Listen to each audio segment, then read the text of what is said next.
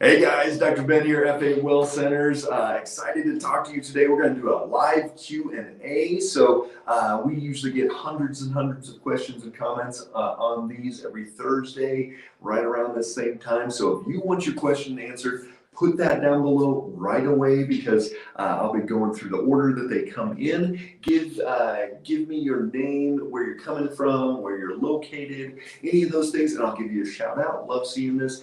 We got people all over the United States, all over the country. We got Canada there. Good to see you. So again, I'm going to be talking some thyroid today, and then any other health questions you have. But we have so many thyroid questions that come in every single day. Thyroid, one of the most underserved medical conditions out there. Most people just think that if they have a thyroid issue, they go to their doctor, they get a thyroid medication, and everything is going to be fine. But that is not how it works. That's not how people truly get better. Trinidad and Tobago, good to see you there, Marissa. So here's the deal. Thyroid is very complex in that you have to know what else is actually going on, because the vast majority of time, hey Jerry, good to see you. Again, put questions down below. Dr. Ben Galliard, FA Well Centers, offices in Colorado, in Tennessee. So Miss Tidy taking meds. So again, this is what happens. Over 20 million people in the United States. Can you talk a little bit about leaky gut? Yep, well, Ruth, we'll get to there in a second. So I've been on levothyroxine for 24 years. Megan, yeah, and so there you go. You've been on levothyroxine for 24 years, and that's where most doctors end their treatment. And what needs to happen is you need to say, what is truly going on with that thyroid? Why is it really out of balance in the first place? And I always say, most of the time, it's usually not even your thyroid. There's multiple things that can be going on instead of it just being, I have a low functioning thyroid. That's rarely the case. Hashimoto's, 70 to 80% of women that have low thyroid, it's autoimmune. Once you know it's Hashimoto's, it's not a low thyroid state, it's an autoimmune state. What can we do? Makes my nails and hair brittle. So Miss Tidy, you've got to figure out which one of these systems is out of balance. Is it an autoimmune condition? Because if it is, there's no amount of levothyroxine that's ever going to fix the autoimmune, and it's going to keep attacking your thyroid, attacking. That's where people will need more medication, all types of things. The other is going to be under conversion. So we're not going to be converting our T4 to T3. T3 is that active, usable form of thyroid hormone, and T4 is the what? Well, that's the levothyroxine. And so if all you're doing is just taking T4, but you're not converting to T3, you're still not going to be feeling good. So that's not going to be helpful either. And so then you get into the side of the pituitary, and sometimes you're not even stimulating the thyroid like you need to, and that's usually secondary to the adrenal gland. So again, welcome everybody. I'm going to be digging in as much as I can. You guys ask any questions you have, anything health related. We usually get hundreds and hundreds of questions on these live Q&As, so make sure you ask your question first. I'll be going through that order as well. So again, when we're thinking about any health condition, you've got to think about why. Whether you're anemic, you don't just give iron, you think about why you're anemic. You have digestion issues, you don't just give Imodium to stop yourself from going, or take some magnesium to make yourself go. You figure out why you have those digestion issues in the first place. That is what needs to happen. Hey Sherry, good to see you. Pop down below where you guys are watching from. Love to give you a shout out there. So let's go over this one. So Ruth asked a question about, can you talk a little bit about leaky gut? Hey Ruth, good to see you. So leaky gut is a huge part of thyroid issues. It's a huge part of autoimmune, and it's a huge part of almost every patient that comes into our practice, because so many people have damaged gut lining. Leaky gut is leading to malabsorption. It's leading to where we are going to not be able to utilize our nutrients like we need to. It's going to lead to inflammatory processes, skin reactions, all types of different things. So leaky gut, what do we have to do to ensure that that gut lining is actually healing and working and doing what it needs to do, you've got to write these things down, guys. So any of these Q&As, always have your pen and paper out. You'll be hearing lots of good little tidbits. I'm going to throw everything I can at you, stuff that we do with our patients. I've been in practice for over 20 years. My FA doctors, we have over 100 years of experience between us, and we work with patients every single day on things just like this. I have offices in Colorado, in Tennessee, and then we work virtually with patients all over the United States, all over Canada, and we love helping these changes. So leaky gut, write down 4 R's. The first R is going to be remove. So you're going to remove any food allergen potential. So gluten, corn, soy, dairy. Some people, even you need to take out beans, you need to take out nuts and seeds. Short term, take all these inflammatory foods out. So you're going to remove those. You also need to remove the pathogens, the bad bacteria, the yeast, the things that are going to be causing this damage in that gut lining. You're going to kill those off. Things like oregano. Brittany, if you want to put down the oregano from the Well store, my favorite product. I've used it for over 20 years. Amazing at killing off the bad stuff. So do that, and then you want to reinoculate. So reinoculate is when you start bringing in the good bacteria, but you don't bring in the good bacteria until you have killed off the bad stuff, because bad stuff's up here, good stuff's here. Just bringing some in isn't going to bring this down. You got to bring it down, then bring it back up. And sometimes you need to go through that process even twice to get that done. And so then after you reinoculate, and then we look at replacing. So you're replacing anything in that digestive tract that helps digestion. So that could be stomach acid. Some people are producing too little stomach acid, especially when we are having a fight or flight state, when we're stressed out, you're not digesting and resting, you're in fight or flight. So you've got to replace stomach acid. If you don't have a gallbladder, you need to be taking bile salts if you're eating fats. If you don't have enough enzymes, you got to be taking enzymes. If you need more fiber to push things through the large intestine, you need more fiber. So you've got to replace, and then you've got to repair that gut lining with glutamine, marshmallow root. You can do bone broth, collagen, fermented foods are great. You can do aloe vera juice, a lot of good nutrients that help with that leaky gut. But if you have autoimmune, you've got to work on your leaky gut. 99.9% of people that have autoimmune have leaky gut. Marissa, I have no thyroid issues, but after having COVID, September 21, I've never gained weight, just lost. Yeah, so here's the deal. We see so many people post-COVID having these inflammatory conditions. I just talked to a lady a couple days ago in New York, and she's had to quit her job. She was managing multiple hotels, and she had to quit her job because she cannot function neurologically, having all these issues. Her legs are quivering. She's fatigued. She's getting dizzy when she moves up and down, all types of different issues there. All right, let me jump through here a little bit. And please tell me why I feel so bad. I take my meds every day. This is Brenda. So this is what happens. So many people that are on thyroid medication, they think, oh good, I'm on thyroid medication, I should feel great. This should be fixed. This is why an endocrinologist is like the worst job ever, because people go to that endocrinologist, they think, oh my gosh, this doctor has gone and done all this additional training and done all these things. And so they're like, oh my gosh, they know all this stuff. And then you go there and they go, oh, we're going to adjust your dosage a little bit. And you're like, well, that's the whole thing. So here's what we're looking at is if all you're doing is just taking a thyroid medication and you have not looked into autoimmune, do you have Hashimoto's, Brenda? If you have not looked in to see if you're converting like you need to look at the ratio of T4 to T3. If you have not looked into your pituitary, your adrenals, your cortisol, but also, is your blood sugar off? Do you have leaky gut? Do you have a liver issue? Is your brain off? Do you have inflammation? Do you have other autoimmune conditions? So many other things can be making you feel bad besides just a low thyroid state. I always say it's probably not your thyroid. Sure, low thyroid can cause people to feel a certain way, but if you get thyroid hormone in the body and that was the issue, it should feel better. And if it's not, you're not hitting it right. I have hypothyroidism. Always, Ashley, you need to figure out what it truly is. Hypothyroidism, all that means is you don't have enough thyroid hormone floating around your body. But that does not mean that all you need is thyroid medication. You may not even need thyroid medication. You may need to stimulate the thyroid more. You may need to calm down that autoimmune. That's where you've got to dig in and keep going through there.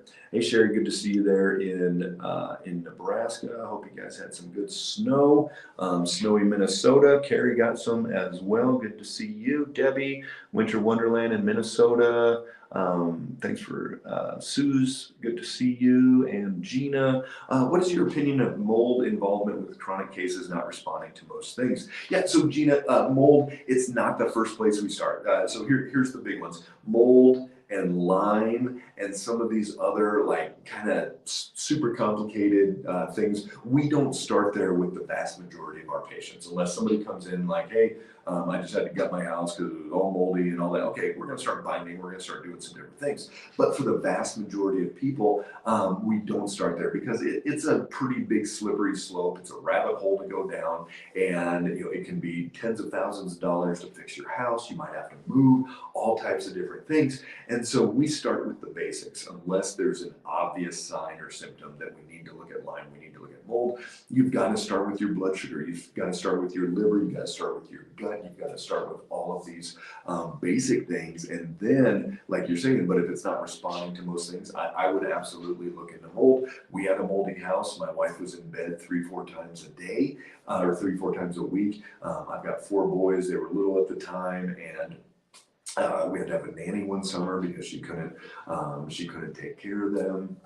So she was able to get that back. One of the biggest things, her book, if you look on Amazon, Brittany, you want to put a link down on that one. But if you look on Amazon, it's all about interval training and how that actually got the brain back. And that's one of the big things. If you're dealing with COVID, long COVID, the interval training is huge. That's what most of the research is coming out right now. That's going to be helpful in there. So again, Dr. Ben Galliard, F8 Well Centers. I have offices in Colorado and Tennessee. We work with patients so all over the country, even up into Canada. Click the link down below and schedule a discovery call. And so with that discovery call, we'll sit down, we'll go through exactly what you have going on, where you've been, what you've been doing, and we will come up with a game plan and see if you're a good fit for the program. It's free. Click that link and schedule that discovery call. We would love to talk to you.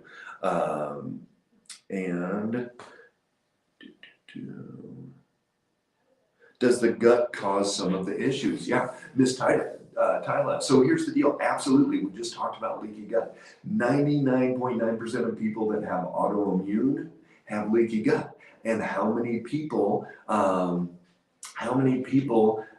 have hypothyroidism, how many women have autoimmune? Well, it's like 70 to 80% of women have autoimmune Hashimoto's. And so 99.9% of those have leaky gut. So if you have a thyroid issue, should you be working on your gut? Absolutely. That is going to be a huge part of this. How do I handle eczema or shingles on my arm? Just came on from 2009 to 12 episodes, same place and same time of year. Probably more of an eczema than a shingles. So what I would look at is if you have eczema, if you have psoriasis, if you have some type of an external rash, irritation, anything like that, you've got to look inside first. Look to the gut. What I just talked about with leaky gut, those 4 R's, start there. Start rebuilding, start repairing, get rid of the bad stuff, do all those things in the digestive tract, pull out the allergenic foods, and you're going to see some massive changes in there. If you're not getting the results, if you need help with that, let us know. Click that link in the bio and schedule that discovery call. And Hashimoto's advice, Texas grandmother. So again, Hashimoto's, the last thing you should do if you have Hashimoto's is take your thyroid medication and think you're fixed. You should probably take your thyroid medication, but do not think you're fixed just by taking that. That would be like my mom had MS, and MS is autoimmune to the nerves. She had to get a cane, had to get a wheelchair, went on all these drugs, all these different things. And if all she would have thought was, man, let me take this immunosuppressant and let me take some like herbs for nerves, like some lion's mane mushroom or whatever, and I think that's going to fix it. That would have done nothing, but thankfully she found a great doc.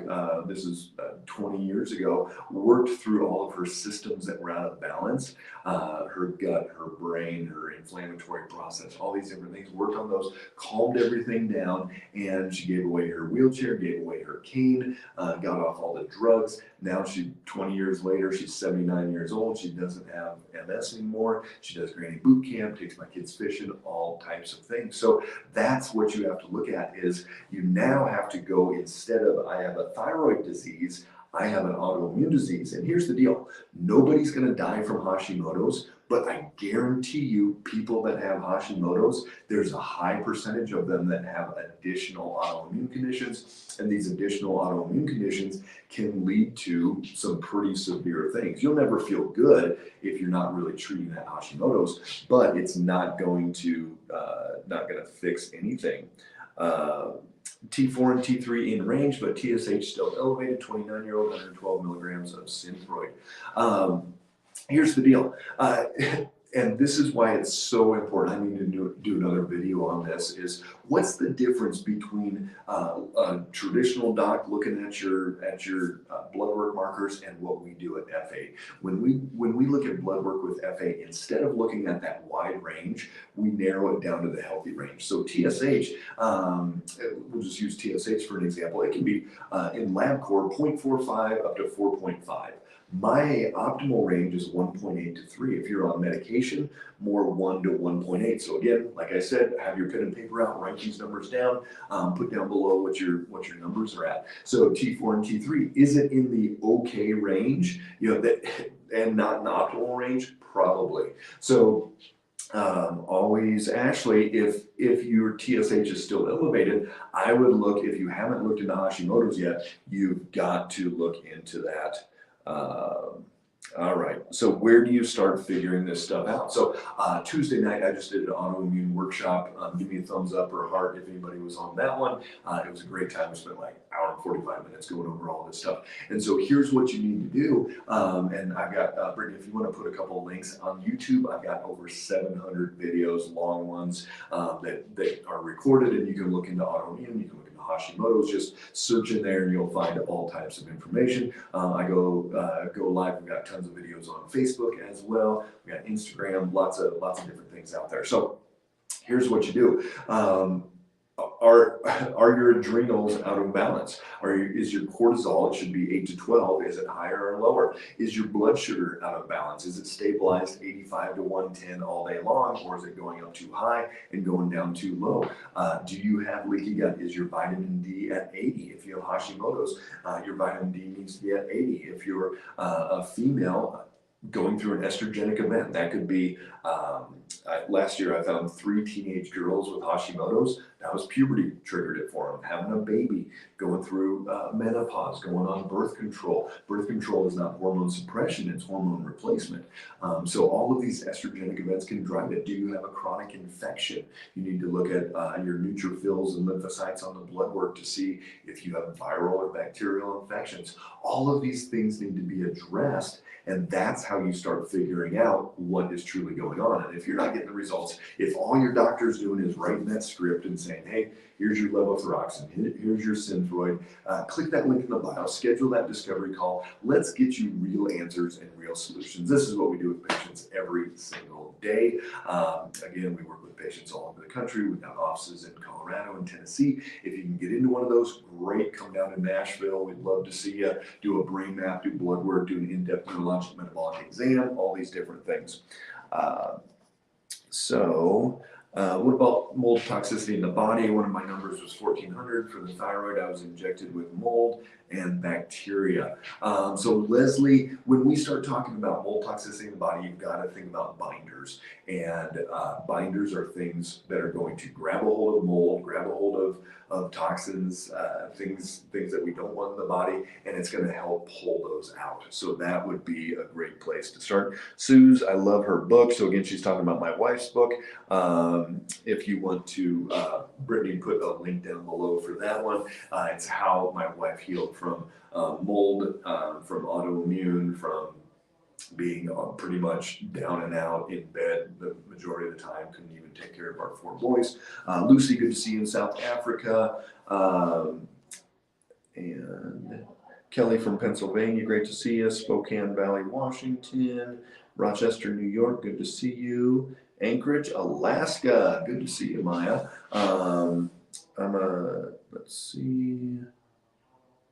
My med overcorrected and I'm having heart palpitations. I stopped Synthroid 8 days ago when feel better. So Joe, yeah, this is what can happen. People can get over medicated. Give me a thumbs up or a heart if you guys have been over medicated on thyroid medication, and that can feel like hyper. So hyper is going to be this big excitatory event. So hypo is going to be low. It's going to be cold easily, hair falling out, sluggish, gaining weight. But hyper is going to be that heart palpitation. You feel like you've got this inner trembling inside of you, maybe lose weight, eyes can even start bugging out of the head. A lot of different things can happen when people get too much thyroid, when they go hyperthyroid.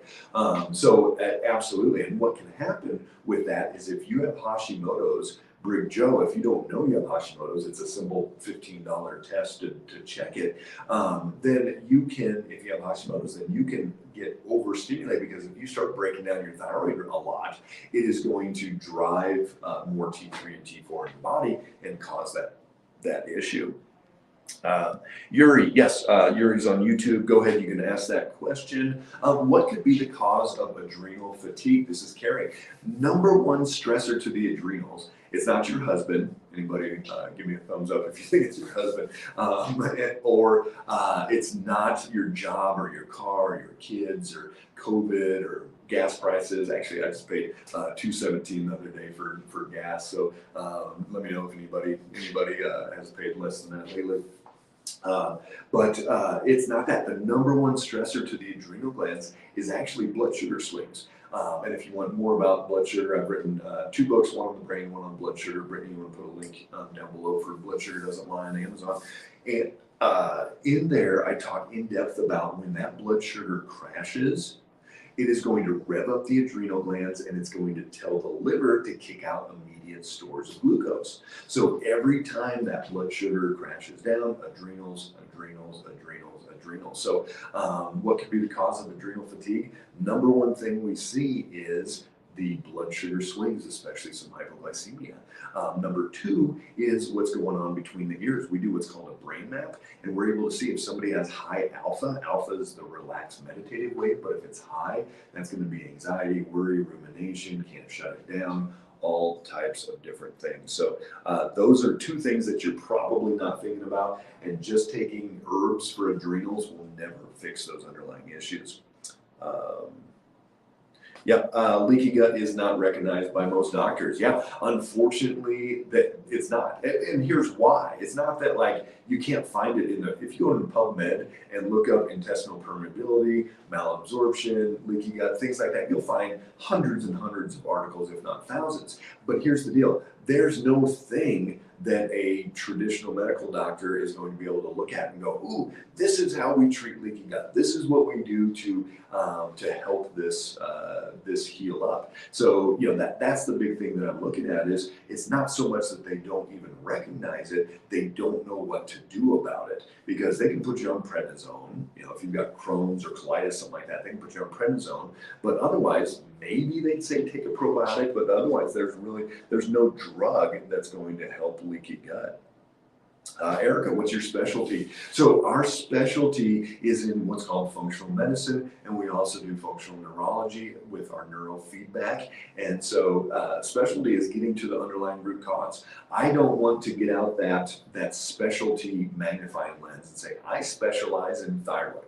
I specialize in the kidneys. I specialize in the digestive tract, whatever. No, I specialize in the body. Every one of my FA doctors is trained to take off those blinders and go, hey, this is my specialty, and look at the body as a whole. And that's how you get true healing. You don't get healing by narrowing it down and just looking at, oh, this is just a mold thing. This is just a blood sugar thing. No, you've got to work system by system by system. And that's how you see those changes. Thoughts on creatine? If we're talking about creatine supplement, I've taken creatine off and on for years. Some people get cramping. They'll get dehydration with it. I've been fortunate. I never have, but I have found that creatine definitely gives more energy boost in the gym throughout the day, feeling better through there. Western Kentucky, good to see you. Come on down if you haven't been to the Nashville office. Come down there. We get tons of people coming in from Kentucky. Neurodegenerative diseases. Most neurodegenerative diseases have an autoimmune component, just like MS. My mom had MS. Now she doesn't have MS. Her last MRI showed no more plaquing. Her neurologist said if you were on one of the latest drugs, you would not be classified with MS, and we'd call that drug a success. But you're not, so okay, we'll just call it dumb luck, I guess. When you use medications to control your blood sugar from the bloodstream, where where does the sugar go? Does it go to the other organs? I'm confused. Yeah, so here's the deal. Malona, here's the problem with taking blood sugar drugs like metformin or any of the new Ozempic or any of these new ones out there, is you're not fixing the underlying why. You're not fixing, my body goes too high with this blood sugar. So here's the deal. If there is a blood sugar issue and you have insulin resistance, you might need some support short term if you're making some massive changes. If you're not making massive changes, then absolutely that sugar is going to have to go somewhere, and it'll float around and it'll cause some other organs to get stressed in there. So that's a great thought, great question. And Albie, is there a way to heal hyperthyroidism without meds? So Albie, here's the deal. Hyperthyroid, like Graves' disease, it's a lot more dangerous than Hashimoto's. So hypothyroid, you'll never feel good, you'll be tired, a lot of those things, but you're not going to die. Graves' disease, hyperthyroid, you could die from that. It could get to that point. So you have to take that a little bit more seriously and be evaluated, look at your numbers on a regular basis. But it's the same thought process. Graves' disease is an autoimmune disease. And so you've got to pull it back. I have multiple patients that we've been able to save their thyroid. They still have their thyroid, and we've been able to calm down that hyperthyroidism. But they went really, really hard with fixing their autoimmune and everything they could. So it's not just I'll take a couple herbs and I'll be okay. No, it's an entire lifestyle change. If you want to fix your autoimmune, it's an entire lifestyle change. Things have to change dramatically. Yes, hyperthyroidism. 90% of the people with hyperthyroidism have Graves' disease. How can I fix that gut? I need to absorb nutrients. So Marissa, again, we did the 4 R's. Brittany, if you want to put a link down below for a YouTube video on leaky gut, you can check that out. But again, replace, repair, re-inoculate, and remove any of the bad stuff in there. So absolutely. I've got a bunch of videos on YouTube talking about that. I had gastric bypass. Does that contribute to being hypothyroidism? So gastric bypass, here's what contributes to being hypothyroid is just by having gastric bypass, you don't fix the systems that were out of balance in the first place. Remember, very few people just get overweight because they are eating too much. If anything, most of our patients are going to be actually not even eating enough or kind of eating right, but it's eating the wrong thing. So weight is not the symptom, or weight is not the cause. Weight is the symptom of ill health. And so if you are overweight, it's because there's other systems in your body that are out of balance. And if you didn't correct those other systems out of balance, then you're going to not be healing. And that's, again, most people with hypothyroidism, it is autoimmune, Hashimoto's. And so you've got to correct all of these other systems. So just having gastric bypass, maybe that's going to lead to a small leaky gut. So you've really got to dive deep, because a lot of people I see with gastric bypass are anemic and they don't absorb like they need to. Autumn, good to see you there in Detroit. Wish I had an actual specialist. Well, here's the deal. Again, if you have a specialist that narrows down and just gets out that magnifying lens and looks at your thyroid or looks at your gut, whatever, you're missing so much from all around the body that's out of balance. Good to see you there in Pennsylvania. Just found out I have MAC disease. How long does it take to go away with the medication? It all depends on the person and how long it's been there. But yeah, you better take that pretty serious. Texas grandmother, Hashimoto's advice, please. We've been doing that. I have severe insulin resistance. I'm taking metformin and Ozempic. I'd love to get rid of meds. Here's the number one thing you can do. This is April. Get a continuous glucose monitor. Every single one of our new patients that we start care with, again, I see patients every single week. That's my full-time job, is to work with patients. All of my doctors do that. I'm not just some TikTok doctor that talks about random stuff. We're actually doing this day in and day out. All the F8 doctors that I have on my team, we have over 100 years of experience between us. We're literally looking at hundreds of blood work a month, working with so many patients. Yeah, it's great because we're able to see, hey, this is working. Let's do more of that. Oh, this didn't work for patients. Let's get rid of that thing and add in something new. So we're always improving and making sure we're getting stuff healing as quick as possible. But number one thing you can do, April, is to get a continuous glucose monitor, and you'll see 24/7 what that blood sugar is doing. Is it going up? Is it going down? So many great things you're going to be able to see with that. Again, if you need help, if you need support, we use the Dexcom carry, the Dexcom G6, the G7 is coming out hopefully in January, February. So anybody, any of our patients out there, it's going to be like half the size of the one now and even more accurate. So if you guys have been a patient in the past and love that CGM, but it's just a little bit too big, the G7, as soon as that comes out, we'll send a message out to all of our patients and let you guys know when that one's available.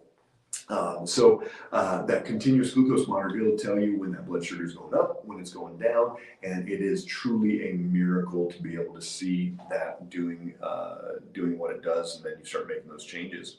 Just had blood work done, and my T4 is 1.91, TSH is 0.1. I'm so out of whack taking 225 levothyroxine. So here's the deal, Chi-Town 67. You need to see what your T3 is. And if your T3 is at the low end, because that T4 is at the high end, if your T3 is at the low end, you are under converting. 60% of that's in the liver, 60% of that is in the gut. So you've got to figure out if it's an under conversion issue. Otherwise, you might talk to your doctor, because that might be too much that you're taking, and you might be starting to get some hyperthyroid symptoms. But you have to see, if you're not converting, then it might be a good amount of T4, but you're not getting it where you need to be. Hey Paula, good to see you. And any advice on stenosis of the spine for inflammation? Lucy in South Africa. So Lucy, here's the deal with any type of inflammatory condition in the body, and we see people with bone on bone in the knee, with hip issues, with stenosis. That's where you get this like narrowing of the spinal column around the spinal cord. You've got to just calm down inflammation in general. There's no great, besides doing surgery or something, way to get that bone to stop encroaching. But you've got to calm down the inflammatory process in general. And what does that look like? That's going to be, again, working on the blood sugar, working on that leaky gut, working on any of the inflammatory processes, where that's coming from, your fight or flight, all types of different things. My thyroid balanced after gastric sleeve in 2016, pregnancy in 2018, and now it's crazy. So the blonde Wolverine. So here's the deal. The vast majority of women, if they have autoimmune, it was triggered by an estrogenic event. That's not the whole story, but it was triggered. And so I 99% guarantee you have Hashimoto's, and that pregnancy was an estrogenic event, and it drove that autoimmune. Now your autoimmune is flared up, and you're feeling really bad again. You're feeling crazy again. So you've got to calm down that autoimmune condition. You cannot just do do a medication. Um, all right. Thoughts on fish oil? Sure, fish oil can be great. We use fish oil with a lot of our patients. You've got to get a really good quality fish oil and make sure that it has a high amount of DHA in it, not just a high EPA. The DHA is going to be for brain function. The EPA is going to be for inflammation, heart, things like that. My number one favorite place to get fish oil is sardines. Give me a thumbs up or a heart. Okay, I might not get any of those. Give me a smiley face if you guys don't like sardines, or maybe you don't even have ever tried them, but you just get a funny face when you think about them. But sardines, really about the best way to get fish oil. And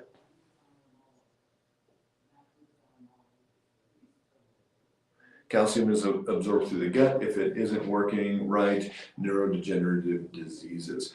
Potentially, that's one reason why some people can get neurodegenerative diseases is a low calcium potentially, but calcium really has more to do with muscle contraction.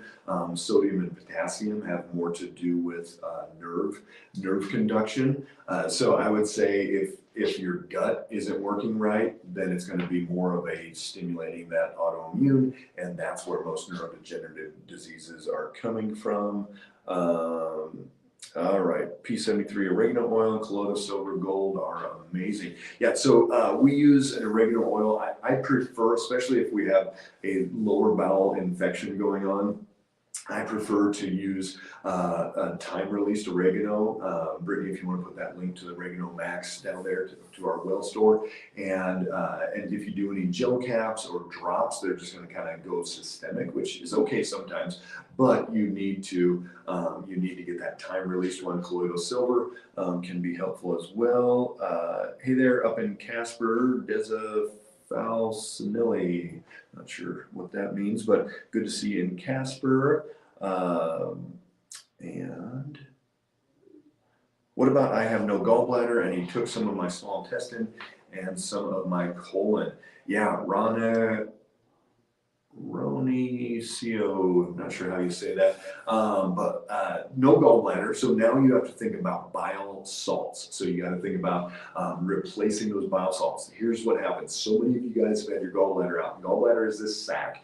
The liver fills it up with bile. When you eat some fatty food, something that needs bile to break it down, if you go and eat some French fries or avocado, whatever, that gallbladder goes whoosh, and squeezes out that bile, goes into the small intestine, and then it's going to break down, and it's going to break down those fats. So then what we look at is, okay, now that that's not there, it just kind of dribbles out of the liver whenever it wants, and it's not going to squeeze out when you get the fat. So just by having the gallbladder out, some of the symptoms go away, but you're still not digesting your fats very well. So you need to look at bile salts, and that's going to be huge if you've had your gallbladder out.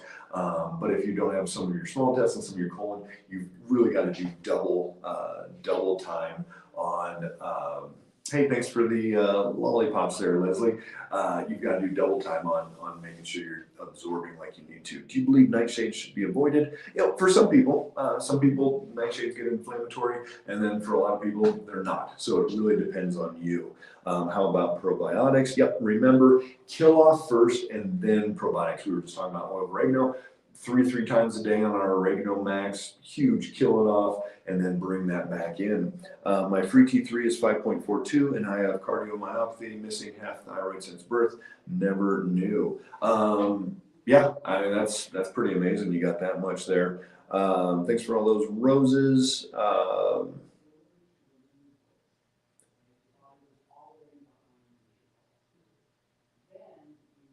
My hands go numb randomly. So, Leslie, if this is happening on a regular basis, and are getting foot drop, anything else like that, and it's not just you're getting pinched or tight from muscle tightness, you may want to see a neurologist. You may want to get an MRI done just to rule out MS if you're having any issues through there. Does IV iron infusions cause nausea with everyone?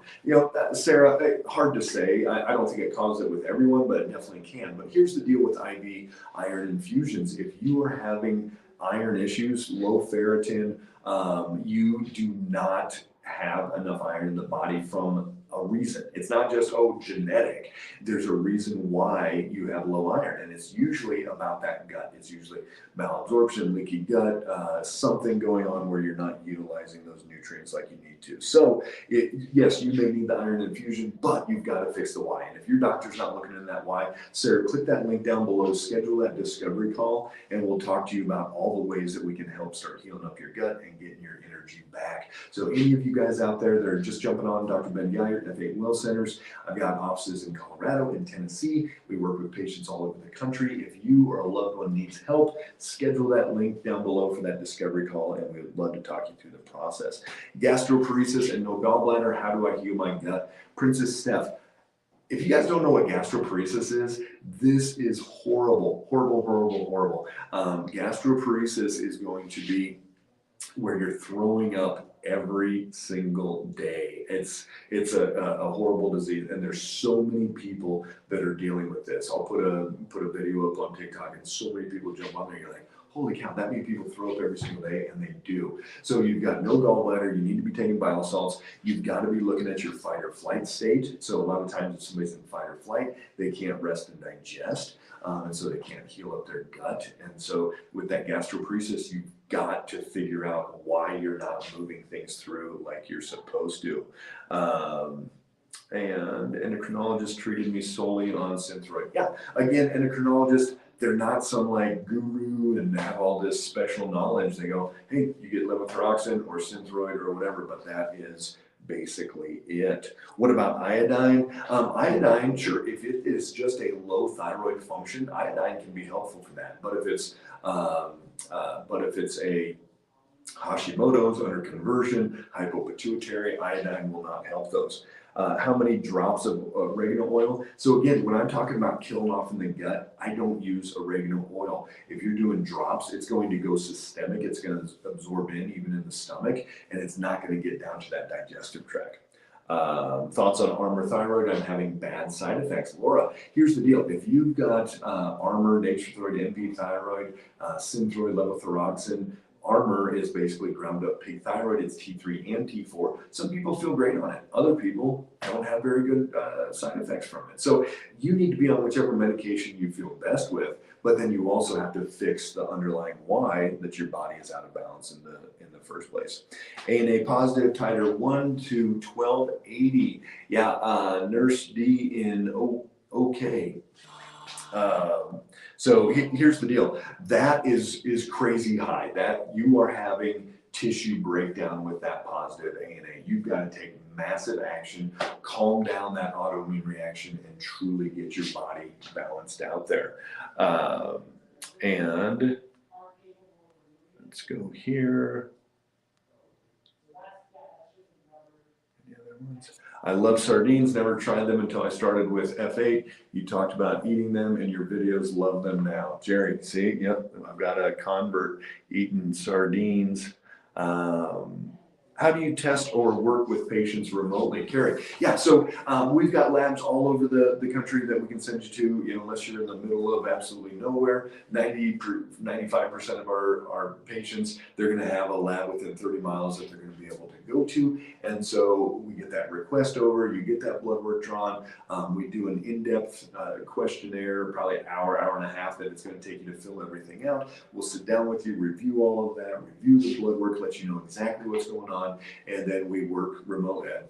I've got patients in all the way from New York to California to Texas and everywhere in between. So it is how we do most of our work nowadays is actually remotely. We have patients all over the place. All right. It's Dr. Gumby. Good to see you. Finally caught your live, Doc. Great to see you. Love sardines. Poor man oyster. Good morning, Dr. Melody. Good to see you.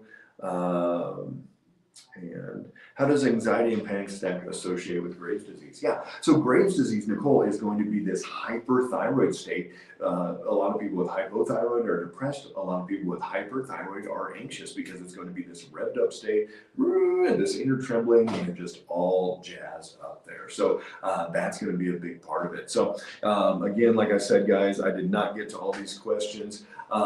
If you have specific questions, send those over, whether you're on Facebook, YouTube, TikTok, Instagram, whatever. Reach out to us, f8wellcenters.com. You can send me a personal email. Write this down, Dr. Ben at f8wellcenters, plural, centers.com, and send me an email, ask me a question, what you have going on. If you need help, if you need support, click that link down below, schedule that discovery call. If you're looking for how your body can truly heal, you don't just want to cover it up with a drug, a supplement, a surgery, whatever. You want to truly get that body to heal. That's what we're here for. That's what we do with patients every single day. So appreciate everybody jumping on. Sorry I did not get through all the questions. I could probably be on here for 24/7. So many health issues out there, and just taking a drug, just taking a surgery is not going to fix anything. You've got to dig deep and figure out what is truly going on. Love you guys. Be well, stay strong, and if you got any questions at all, let me know and we'll talk soon.